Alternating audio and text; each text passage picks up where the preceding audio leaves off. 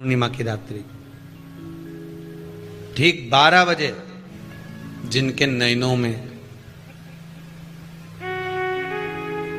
Number बढ़ते चले जा रहे हो, चश्मा उतर नहीं रहा हो, दूर का नहीं दिखे, कहीं किसी को पास का नहीं दिखे, रहते हैं।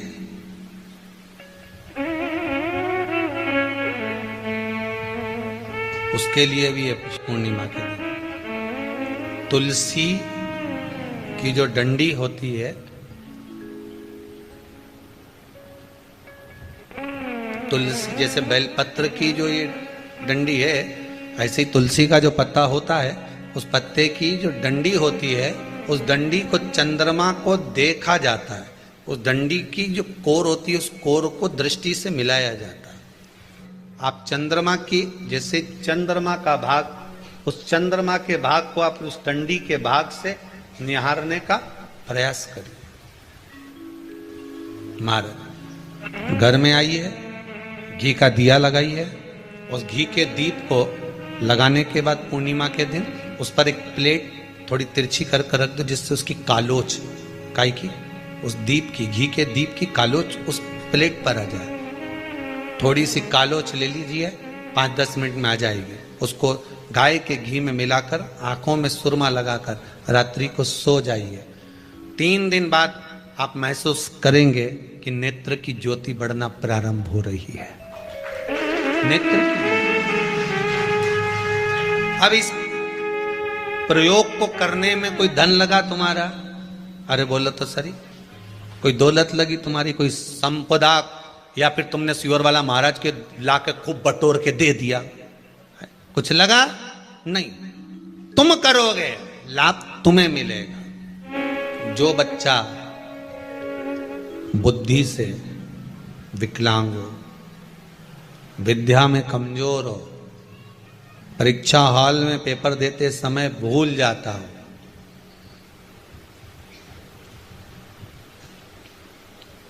विवेक काम ना करता हो, तो निवेदन है किसी भी पूर्णिमा की रात्रि को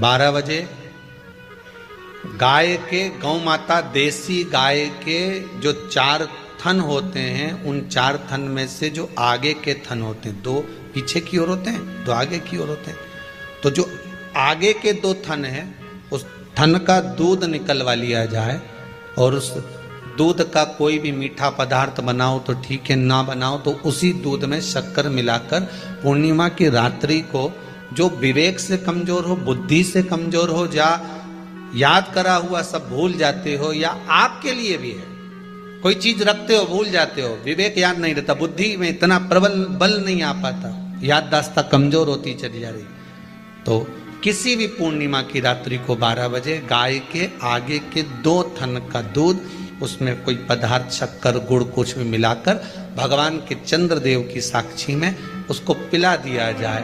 महाराज बार बार पिलाने की जरूरत ही नहीं पड़ेगी, एक ही बार में काम कर जाएगा और विवेक पूर्ण तरह से कार्य करने लगेगा। देसी गाय के आगे के 2 थन का दूध बड़ा प्रबल होता है।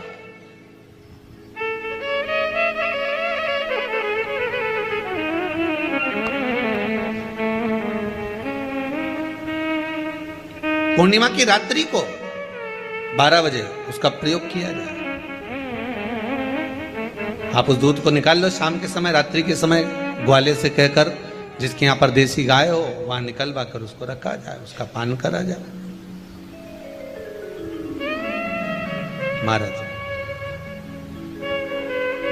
रोग बीमारी में प्रबलता है, तो मां यशोदा जी जग कल्याण के लिए पूछ रही है, संपूर्ण विश्व के कल्याण के लिए।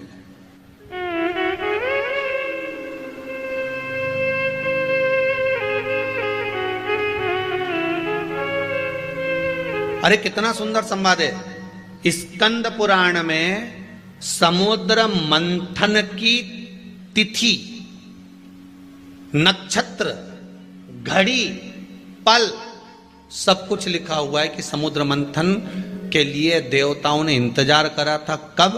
जब चंद्र का प्रभाव पूर्ण हो। जब चंद्र का प्रभाव पूर्ण होगा तब जो मंथन होगा, उस मंथन का जो सुख होगा वो जीवन को आनंद दे जाएगा।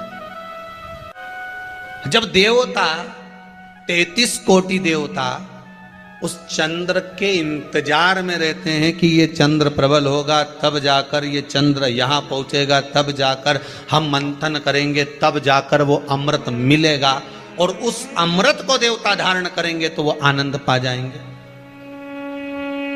तो हम क्यों शरद पूर्णिमा छोड़ें? हम क्यों एक एक पूर्णिमा छोड़ें? एक एक पूर्णिमा के महत्व को जानिए। कोई पूर्णिमा साधारण नहीं है, कोई प्रदोष साधारण नहीं है, कोई शिवरात्रि साधारण नहीं है। 12 महीने शिवरात्रि पड़ती है, 12 महीने में प्रदोष पड़ते हैं, और 12 महीने पड़ते हैं। हम उसका महत्व ही नहीं जान पाते।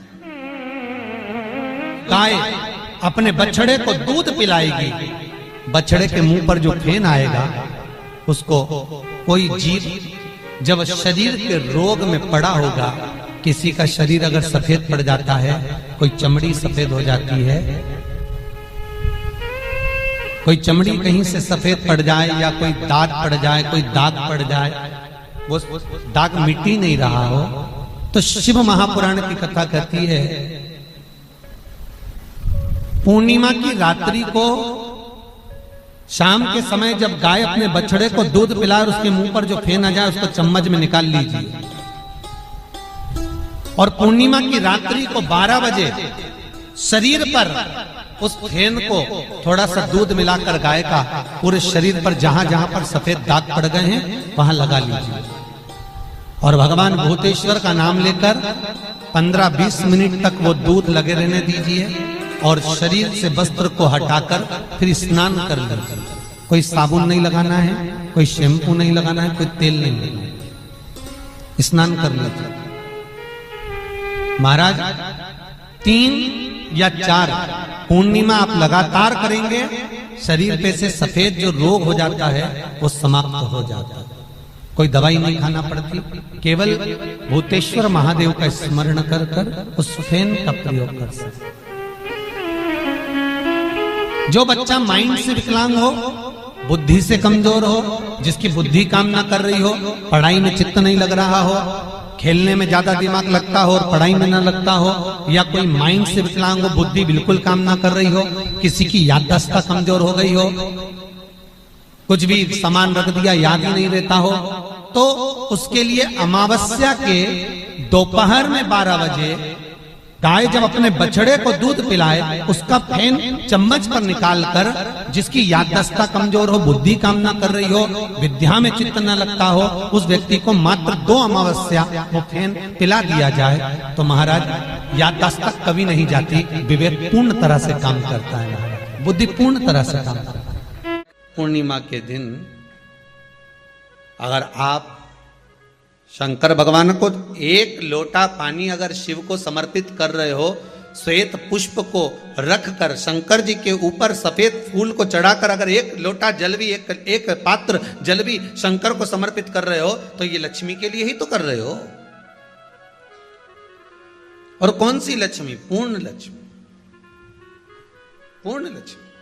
कितना सुंदर संवाद लिखा है। अगर किसी माता का पुत्र मान लो किसी नशे में डूबा हुआ है, कोई नशा कर रहा है और गलत नशा है, आपको लग रहा है कि ये नशे में डूबा हुआ है, आपको लग रहा है कि ये गलत जगह पर डूब गया है, आपको लग रहा है कि मदिरापान में, मांसाहार में, या अधिक गांजा आदि का जो भी नशे होते हैं, जितने भी नशे, उसमें डूब चुका है, और माँ उसको समझा रही है तू नशे में मत डूब, तू इस काम को मत कर, तू ये गलत कर्म मत कर। माँ उसको समझा कर हार गई। तो मेरा माताओं से निवेदन है, आप उसको समझाना बंद कर दो, एक काम करना प्रारंभ कर दीजिए। हमें जो शिव महापुराण के माध्यम से शास्त्र कह रहा है कि आप 32 पूर्णिमा के व्रत प्रारंभ कर दो। उसमें करना क्या है आपको? केवल जिस दिन व्रत रहे, रात्रि के समय पर कोई भी मीठा, कुछ भी सामग्री आप चंद्र की रोशनी में, चंद्र को अर्घ देने के बाद, पूजन करने के बाद उसको रखो, और वही सामग्री जो नशा कर रहा है उसको पूर्णिमा के दूसरे दिन उसको खिलाओ। आप धीरे धीरे खिलाना चालू करेंगे, जिस नशे में वो डूबा हुआ उस नशे से वो छूटना प्रारंभ हो जाएगा। 2 पूर्णिमा व्रत करके तो देखो, तीसरे में तुम्हें जरूरत ही नहीं पड़ेगी। धीरे धीरे आप रुक, वो छूटना प्रारंभ हो जाएगा। जब देवता 33 कोटि देवता उस चंद्र के इंतजार में रहते हैं कि ये चंद्र प्रबल होगा, तब जाकर ये चंद्र यहां पहुंचेगा, तब जाकर हम मंथन करेंगे, तब जाकर वो अमृत मिलेगा, और उस अमृत को देवता धारण करेंगे तो वो आनंद पा जाएंगे। तो हम क्यों शरद पूर्णिमा छोड़ें? हम क्यों एक एक पूर्णिमा छोड़ें? एक एक पूर्णिमा के महत्व को जानिए। कोई पूर्णिमा साधारण नहीं है, कोई प्रदोष साधारण नहीं है, कोई शिवरात्रि साधारण नहीं है। 12 महीने शिवरात्रि पड़ती है, 12 महीने में प्रदोष पड़ते हैं, पर 12 महीने पड़ते हैं, हम उसका महत्व ही नहीं जान पाते।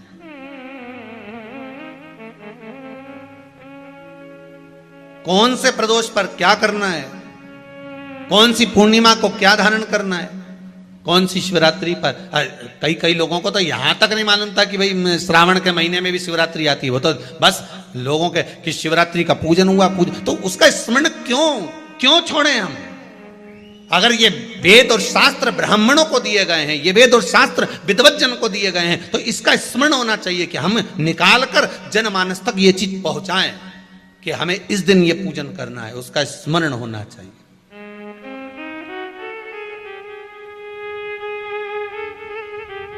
और वो सुख देने वाला।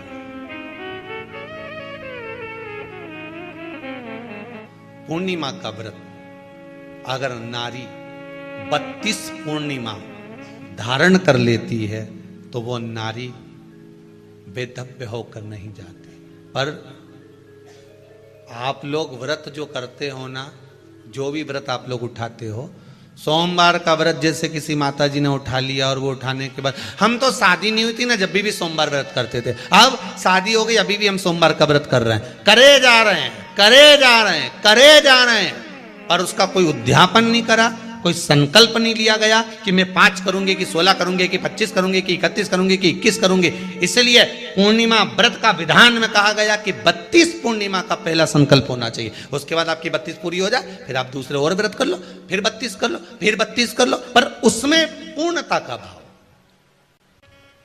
अभी तक किसी के सोमवार और गुरुवार और शुक्रवार के व्रत ही पूर्ण नहीं हुआ, अभी तक चल रहा है, अभी तक चल रहा है। हम तो सोमवार का व्रत करते हैं, हम तो शनिवार करते हैं, अब शनिवार करते करते 4 साल हो गए, 6 साल हो गए, 5 साल हो गए। भगवान को तो थोड़ा बहुत कुछ खिला पिला के उनको एक बार तो विश्राम दे।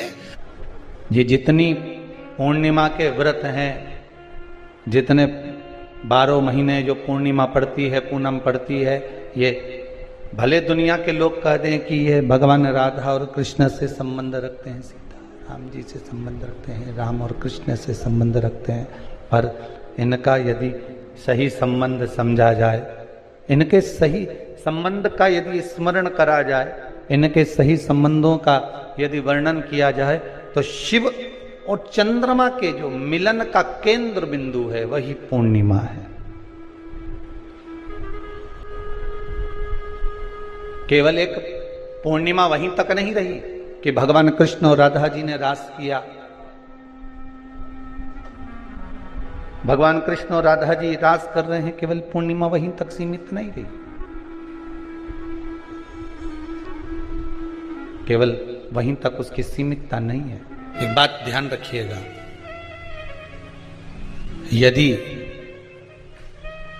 काया का रोग हो गया, मान लो शरीर कहीं से सफेद पड़ रहा है, कहीं से काला पड़ रहा है, शरीर में से खाल की फुकड़ी निकलना प्रारंभ हो गई हो, शरीर में काले काले चट्टे पड़ना चालू हो गए हों, या कोई विशेष रोग हो गया,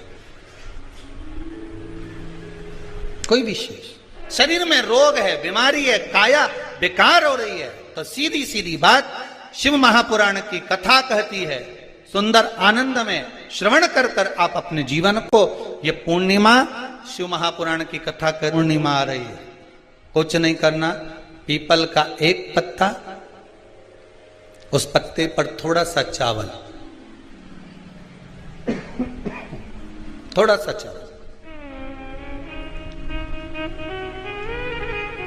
पूर्णिमा की रात्रि को अपने हाथ में लेकर, अपने नयनों से लगाकर, शरीर पर से स्वयं उतारकर उसको दरवाजे के पास रख दीजिए। पूर्णिमा की रात्रि को पूर्ण होने पर उस चावल को दूसरे दिन सूंघ कर बहते हुए पानी में डाल दीजिए। महाराज, कितने भी रोग से ग्रसित हो गए, पीपल का एक पत्ता 52,000 ब्राह्मण की साक्षी कराता है। महाराज बहुत ध्यान देना, पीपल के वृक्ष में स्वयं नारायण का, मेरे कृष्ण का वास है। स्वयं भगवान गीता के अंतर्गत कहते हैं कि मैं पीपल का वृक्ष हूं, नारायण उसी में बसते। 52,000 ब्राह्मणों का वासा एक पीपल के पत्ते में होता है। और आपको पहले भी कथा में कहा, गाय, ब्राह्मण, बहन, बेटी, ये सब काल का हरण करने वाले हो, काल को हरने वाले हो। रोग को मिटाइए, शिव का स्मरण करो। पूर्णिमा के दिन चावल का एक आखा दाना, आखा दाना जानते हो, पूरा खंडित चावल नहीं, कितना चावल, एक दाना चावल का शंकर भगवान के शिवलिंग पर समर्पित करिए। एक बेलपत्र जिसका डंडी का मुख अपनी ओर हो, जहां से चावल चढ़ाया है, उस चावल के ऊपर अपनी कामना कर कर रख दीजिए और चंद्रमौली भगवान का स्मरण करिए। कौन से भगवान? शंकर भगवान का सर्वश्रेष्ठ सुंदर नाम है चंद्रमौली। चंद्रमौली भगवान का स्मरण करिए, अपनी कामना कर कर बेलपत्र समर्पित कर कर शिव जी पर एक लोटा पानी, एक जल पात्र समर्पित करो, कलश से जल चढ़ा दीजिए, नैनों में वो जल लगाकर अपनी कामना कर कर वापिस घर को आइए। अगली निमा आएगी, जो कामना करी है मेरा चंद्रमौली भोलेनाथ उसे पूर्ण कर ही देगा। शिव उपासना के लिए जितनी 12 महीने में पूर्णिमा पड़ती है, एक एक पूर्णिमा का व्याख्यान वर्णन करेंगे। आज तो कथा का महत्तम दिवस है, पहला दिवस है, तो हम उसको महत्व समझें कि पूर्णिमा का महत्व क्या है, हम उसका महत्व समझें कि शंकर और चंद्र का रिश्ता क्या है, संबंध क्या है।